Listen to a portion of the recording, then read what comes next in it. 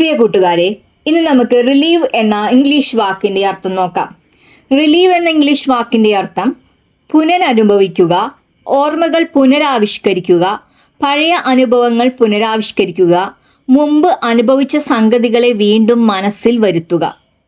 ഒരു ഉദാഹരണം പറയാം. Watching the old videos help him relieve his childhood. ഇതിന്റെ അർത്ഥം പഴയ വീഡിയോകൾ കാണുന്നത് അവന്റെ ബാല്യകാലത്തെ വീണ്ടും ഓർമ്മിപ്പിക്കാൻ സഹായിച്ചു. മറ്റൊരു ഉദാഹരണം പറയാം. She wanted to relive the moment of her victory. ഇതിന്റെ അർത്ഥം തന്റെ വിജയത്തിന്റെ ആ നിമിഷം അവൾ വീണ്ടും വീണ്ടും അനുഭവിക്കാൻ ആഗ്രഹിച്ചു. കൂട്ടുകാരെ, ഒരിക്കൽ കൂടി പറയാം.